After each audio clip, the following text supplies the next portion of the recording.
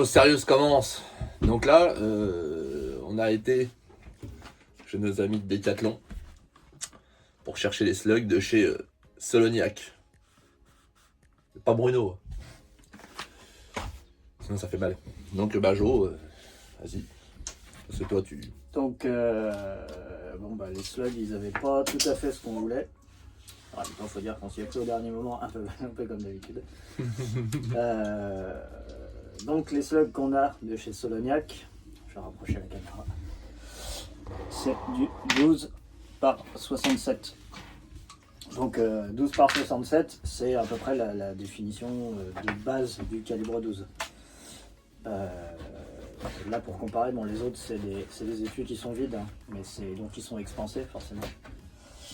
Ça, c'est du 12 par 70, qui était une slug aussi à la base.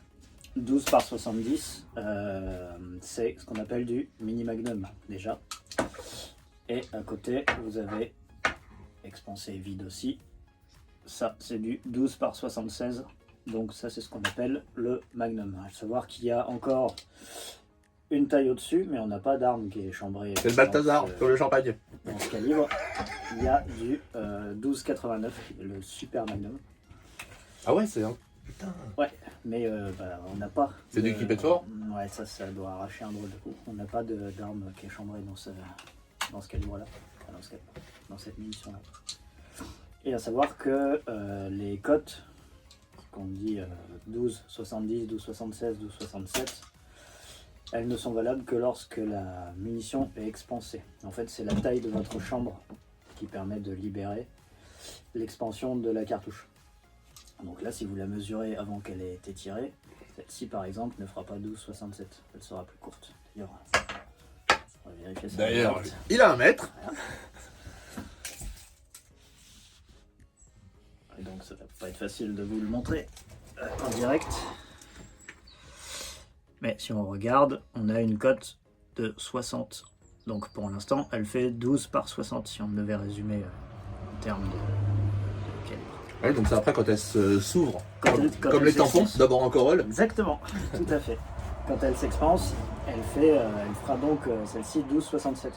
Et c'est pour ça que c'est important d'avoir une munition qui est adaptée à la chambre de l'arme, parce que le diamètre, c'est-à-dire le calibre, lui ne changera jamais. Donc la munition, elle va pouvoir s'insérer et rentrer dans le canon, mais quand vous allez tirer, vous allez créer une surpression, puisque par exemple, si vous essayez de tirer du magnum avec un fusil qui est chambré en 70, donc en mini magnum, la munition va rentrer, puisqu'une fois, tant qu'elle n'est pas expansée, elle ne fait pas 76, donc elle aura largement la place de rentrer. Mais quand vous allez tirer, la cartouche n'aura pas la place de s'expanser. Et donc ça va créer ce qu'on appelle de la surpression. Et c'est comme ça qu'on bousille une arme. Donc on se la fait péter dans la tronche. Parce que la surpression, c'est pas prévu pour. Et donc les mécanismes et tout ça, ça a tendance après à vous péter la gueule. Donc essayez de toujours bien se renseigner sur le chambrage, sur ce que l'arme est capable d'accepter et de tolérer en termes de munitions. Après, il y a déjà des gens qui ont essayé de tirer à peu près tout et n'importe quoi en termes de taille de munitions avec un fusil calibré en 70. Il n'a pas forcément explosé. Moi, j'essaierai pas, je le tiens à mes 2 mains, à mon visage aussi, même s'il est pas très beau, mais j'ai que celui-là, donc ça me ferait chier. Ouais, Voilà, c'est emmerdant. Mais voilà, bien se renseigner si votre arme est chambrée en 70, en 67, c'est rare, je pense, c'est plutôt sur des vieilles armes, parce que maintenant c'est démocratisé au moins en 70, voire en 76. Et donc l'adage s'applique toujours autant, qui peut le plus, pas le moins. Donc si vous avez une arme chambrée en 12,89, donc en super magnum, bien évidemment vous pouvez passer à peu près tout ce que vous voulez, puisque de toute façon vous avez la taille de chambrage maximale, donc tout ce que vous pourrez acheter sera plus petit, de facto. Ah. Je crois qu'il y a du 12 par 50 et quelques pour les tireurs de backtrap. Ils ont des munitions qui sont un peu sous-chargées, parce que ils ont pas besoin de beaucoup de puissance pour briser des assiettes. Voilà. Alors par contre, du coup, c'est moi ce que tu m'as fait souligner justement quand on a regardé les balles, c'est ça moi qui m'impressionne. Ouais, la différence de culot. Le culot, ouais. Là, il y a... Et je trouve ça, ouais, ça fait... Si je comprends bien, je suis toujours nul, ça change pas. Là, c'est la réserve de poudre. Puisque ici, là, c'est l'amorce. Donc là, c'est la réserve de poudre. Ouais. Là, c'est la bourre Ouais. qui s'étend jusqu'ici. Ouais. Et après, il y a la slug. C'est Alors ça. qu'on voit les striés et tout. Ouais, la munition. La munition, et ça, c'est pas le truc qu'on achète les flingues dans GTA. C'est comme ça. C'est vrai. Mais ouais, parce que là, du coup, là, on voit bien. Pour le coup. On voit vraiment bien à travers. Là, la bourre et tout qui est là. Et du coup, ouais, donc là, il y a moins de réserve de poudre. Mais il y a moins de charge, ouais. Alors après, il y a tout un tas d'informations qu'il faut prendre en compte parce que par exemple, si on prend même du Magnum, il y a différentes façons d'être en Magnum. Ça peut être Magnum sur la charge de poudre, ça peut être même Magnum sur l'ogive, puisqu'on a des poids d'ogive qui sont variables. Donc après, ça joue sur la vitesse et tout ça. Donc il y a tout un tas d'aspects un peu plus techniques, mais en gros, ce qu'il faut retenir de manière primordiale, parce qu'après, bon, c'est des détails un peu plus techniques et qui peuvent jouer sur les performances, mais qui n'auront pas de conséquences sur les dommages de l'arme et sur votre intégrité physique potentielle. C'est surtout l'expansion de la cartouche. Voilà, il faut être bien sûr d'avoir le chambrage nécessaire pour la cartouche adaptée. Et après, bon, bah, le reste, c'est vraiment des vitesses, des poids de projectiles qui vont varier, mais ça s'arrêtera là. Alors là, pour la différence, donc ça c'est du calibre 12. Ça c'est du 16. Voilà. Déjà la taille de la munition. Si je mets la fleur en bas par exemple, on voit qu'il y a un débord. Hein. Bon, je vise comme une merde, mais on s'en fout de ça. Voilà. Donc c'est vraiment... Voilà. Ça reste une slug aussi. Hein. Et celle-là, elle est pointue. Enfin, pointue. Ouais, relativement. Elle est aérodynamique. Bon bah maintenant, Et bah on va aller tester ces On va les essayer. slug de chez Bruno Solognac. Ouais, alors Solognac dispo chez Decathlon. Ils nous sponsorisent pas, mais vu que c'est pas bien cher. Hein. Bah disons que la différence de tarif entre déjà du Mini Magnum et du 67, ouais, il y a une belle différence parce que ça c'est de la Winchester Super X qui nous sponsorise pas non plus d'ailleurs. Alors ça c'est une munition de chasse. Généralement de toute façon les calibres 12 ça va être des munitions de chasse en grande majorité que vous avez trouvées. Mais donc ça c'est une munition qui est étudiée pour un petit peu faire de balistique mais rapide. Pour vraiment pas le moindrement perforer l'impact, que le projectile se déforme, fasse une galette et voilà, il reste dans la cible. Donc c'est pour ça qu'on paye un petit peu l'ingénierie de chez Winchester, qu'on l'a rentabilisé à peu près 10 000 fois depuis qu'ils ont sorti. Mais... et donc voilà, donc là la Solognac, on est quasiment moitié prix. Voilà. C'est à peu près ça. Bah ouais, on doit être à 99 centimes la cartouche. Donc ouais, on est pas loin de moitié prix. Donc on va charger ça dans le Taurus et puis on va essayer ça, voir ce que ça donne. C'est parti. Flingue. Saucisson.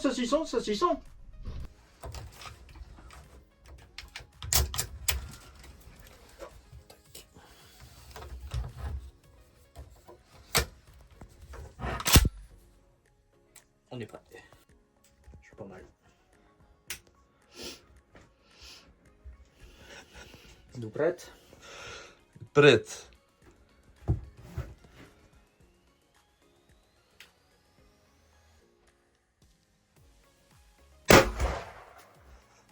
Le bruit là-dedans.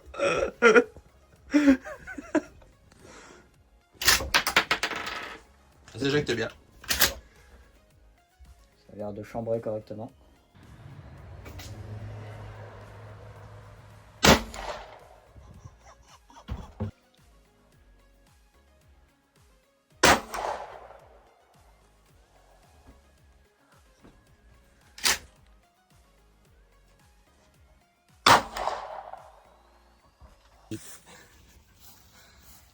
Voilà.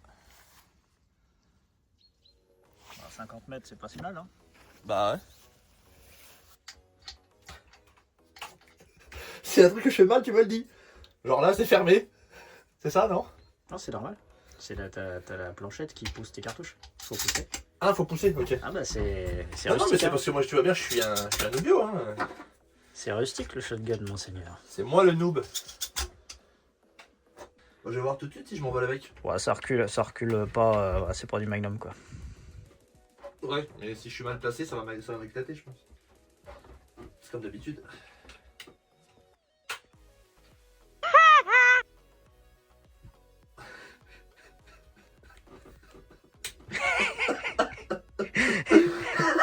L'autotroll. J'étais tellement prêt et tout. Tu sais, j'avais à moitié bandé le truc pour amortir et tout. Eh ben non.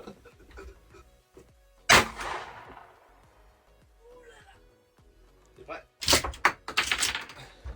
Alors. Eh ben. Entre le 8 et le 9 et la hauteur, c'est parfait. Il y a une légère dérive à droite à corriger. Sinon, c'est parfait. Réglage, s'affine. Comme Marat, l'ancien joueur de tennis. Pareil.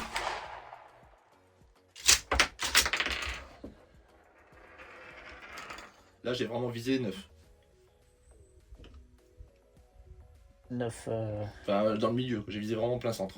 Bah, je crois que t'es trou dans trou. Il faut que tu décales. Prends ta visée du 9, mais droite. Mais tu sais, d'ici, je vois pas les chiffres. Et bah, tu contrevises légèrement, volontairement droite.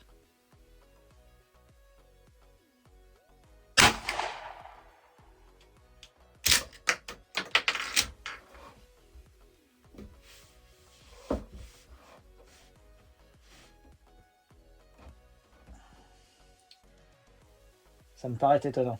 Parce que Ouais, je crois que c'est. Ça passe tout dans le même trou, je crois. non, j'ai dû tirer à côté, c'est pas possible. Parce que là, pour l'instant, d'ici, je vois rien d'impact supplémentaire.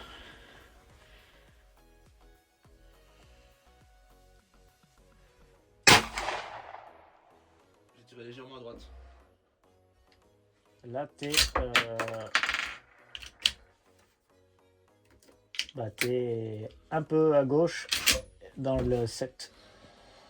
La hauteur est pas mal. Toujours un peu trop à gauche. Si je suis un peu à gauche, parce que là, j'étais volontairement à droite.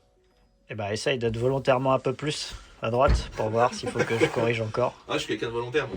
sur le red dot.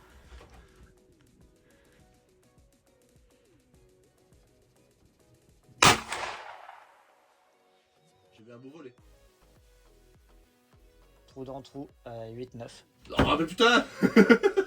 Faut que je corrige. Bah, par contre, le groupement il est magnifique. Hein.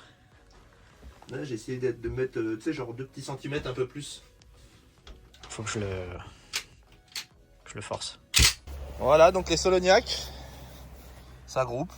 On est à 50 mètres, mais ça groupe. C'est pas trop mal, hein. Ouais, pour du calibre. Bon, là, c'était les premiers tirs, parce qu'en même temps, il fallait régler le red dot. Mais calibre 12 à 50 mètres, bon, bah, c'est pas dégueu, quoi. Alors là, nous, on voit, donc je sais pas si on le voit bien à la vidéo, mais la balle, elle a couché l'herbe. L'ogive a couché l'herbe, quoi. Plaf. Il y en a une deuxième qui a tiré juste à côté. Là. Un truc de fou. Et il y a une bourre avec l'ogive. Ah putain. Ah oui, oui. La bourre est restée dessus. Eh ben on a déjà récupéré une ogive, quoi. Bah, à mon avis, les autres sont pas très loin. Si celle-ci est là. Alors bon, eh ben, un petit retour d'expérience quand même, parce que on a aussi aujourd'hui traîné notre nouveau système. D'ingénierie de support de cible.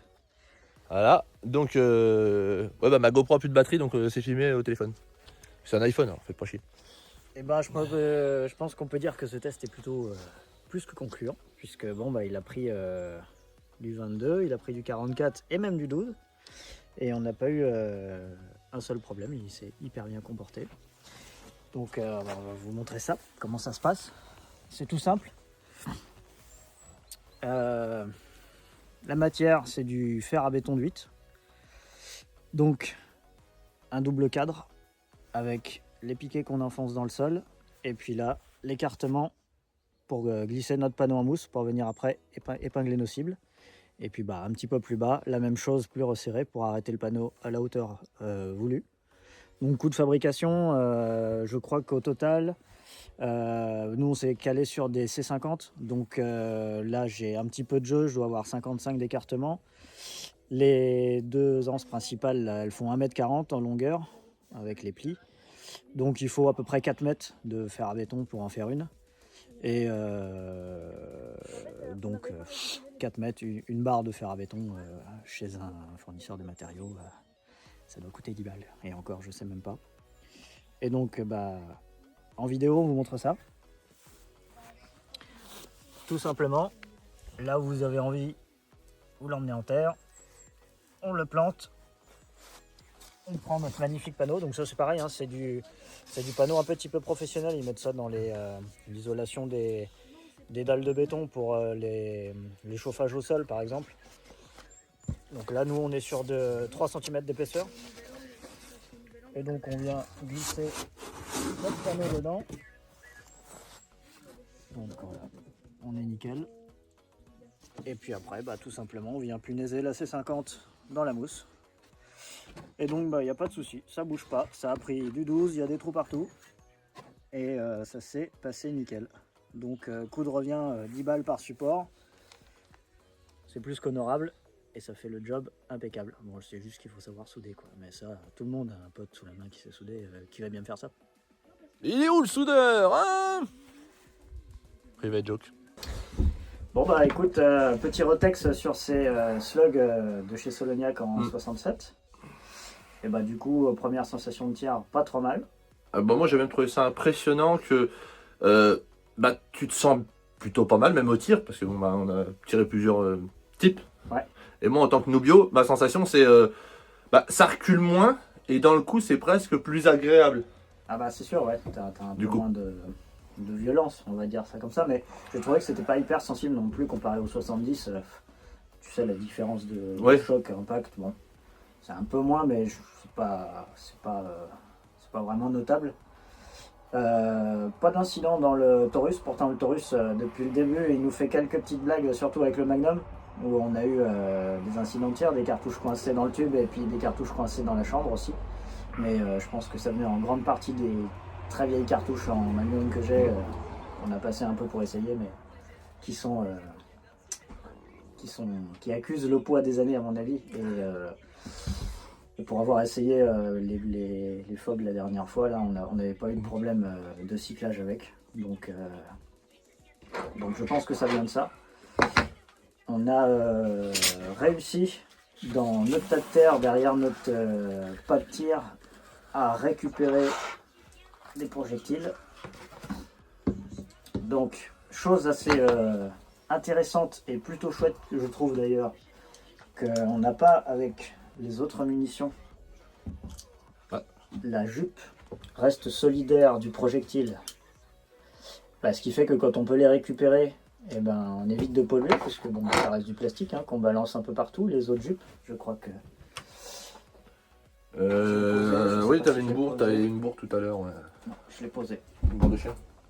Bref, les autres bourres, notamment, forcément, celle au plomb. Si vous tirez de la grenaille, les bourres à jupe, elles s'éparpillent un peu partout dans la nature. Et donc là, dans le tas, on a réussi qu'à en retrouver deux. Je pense qu'il aurait fallu qu'on creuse un peu plus, mais bon, on n'est pas sur Minecraft, donc c'est pas notre passion de creuser. Ce qu'on peut voir, c'est que les projectiles se sont peu déformés. En même temps, c'est pas notre panneau en mousse qui oppose une résistance fulgurante. C'est surtout le tas de terre qui est derrière pour arrêter les munitions. Donc on voit que là, ça a dû choquer une pierre parce qu'on voit bien la déformation. L'ergot. Juste sur le côté, ouais. On voit bien que ça a bien tapé à ce niveau-là. Par contre, dans son entièreté, la slug, elle ne s'est pas expansée. Elle est quasiment d'origine, un petit peu matraquée, mais quand même propre. Prête à refondre. Ça, ce sera pour la suite, ça. Projet secret. Et donc, celle-ci, un peu plus, elle a un petit peu plus souffert, on voit les deux biais.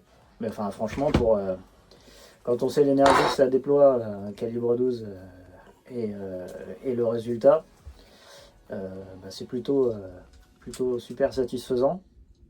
On vous mettra au montage la session de tir pour les impacts en cible. La précision est franchement assez impressionnante. Bon, après, il faut dire qu'on a tiré à 50 mètres. 50 mètres déjà pour du calibre 12, c'est honorable, c'est pas une performance incroyable, mais ça reste quand même honorable. Et on a un groupement qui est vraiment assez serré, très propre. Puis on a un shotgun, on n'a pas un fusil de chasse à canon hyper long, un truc voilà. Puis au niveau des rayures, je crois que tu m'avais dit il y avait un truc. Si, justement, les rayures hélicoïdales, parce que le Taurus, c'est la V2, mais en rayures hélicoïdales, donc il est fait pour les slugs. Hein, parce qu'il existe en V2 avec des rayures droites pour pouvoir tirer des slugs et de la grenaille sans trop éparpiller. Parce que dans le mien, avec les rayures hélicoïdales, si je tire de la grenaille, ça sert à rien, quoi. À 5 mètres, je fais un donut, et puis il n'y a aucun intérêt de tirer ça. C'est marrant, mais ça sert à rien du tout. Vous voyez ce que je suis en train de faire pendant qu'il parle? Moi j'écoute ce qu'il dit et en même temps je fais d'autres trucs. Ben ça, tu ne verras nulle part d'autre sur YouTube. Ça, parce que les gens ils disent putain, ça fait du bruit. Ouais, ça ne faut pas passer devant la caméra parce que bon, tu te rends compte, tu vas me voler la vedette. Et que moi. Là-bas? Ah ouais. Parti. Donc voilà, test plutôt positif. Je pense qu'on va réitérer hein, parce que déjà tous les aspects plaisir et performance sont au rendez-vous et puis surtout le portefeuille hein, parce que sans déconner quand on peut avoir de quoi se faire plaisir et puis un tarif réduit c'est toujours hyper intéressant. Si j'y arrive et que je m'en rappelle surtout, je mettrai dans la description le lien pour les avoir. Ouais, c'est une bonne chose. Alors après bon, Décathlon, Soloniac. Voilà, slug. Voilà, pas très compliqué. Et pour voir le prix. Ouais, toujours intéressant. Voilà, belle review. Belle review et même moi j'ai été assez surpris. Franchement, le fait que ça groupe, je m'y attendais pas. Puis il faut dire aussi que le Red Dot est fraîchement monté sur le shotgun, donc je l'ai réglé, dégrossi au collimateur un soir de pleine lune. Et ça fait mystérieux. Regardez l'effet mystère. Et donc on était approximativement pas vilain, mais bon, le fait de craquer de la bastos, ça permet de le juger tout simplement, de voir vraiment où on tape. Et une fois la correction effectuée, franchement le groupement est pas dégueu, il y a même plusieurs trous dans trous, impact au même endroit. Donc on ne peut que conseiller pour se faire plaisir au stand de tir à moindre coût. Ouais. Ce genre de petites munitions qui font largement le taf et qui sont bien agréables à utiliser malgré tout. Ton fusil est un Taurus ST12, c'est ça? V2. Pro tips hein, pour le saucisson. Bon, tu vois, il te reste ça. Mais ça t'emmerde, parce qu'après, tu vas pas te retrouver avec une tranche grosse comme ça, tu vois, ça fait chier. Dans ce sens-là. Et ça reste entre nous, hein, parce que ça c'est secret personnel. Des petites astuces, puis pour les amateurs comme nous, de cette petite peau, parce que c'est une vraie peau, c'est une peau en boyal, c'est pas une peau de merde en plastoc. Ouais. C'est toujours bien. Voilà. Bon je pense qu'on a dit ce qu'on avait à dire, au moins pour ce coup-là. Ouais. On pourra raconter les conneries toute la journée, mais bon, ça n'intéresse personne, pardon. Donc ouais, parce qu'après c'est plus une chaîne YouTube, c'est une chaîne Twitch. Ouais. Et puis, il fait chier. Puis moi, avec Touriste, je préfère le rock. Ouais, Medium, c'est plus grand musique. Allez. À la bonne vôtre. Ciao, à la prochaine. Peut-être. Peut-être.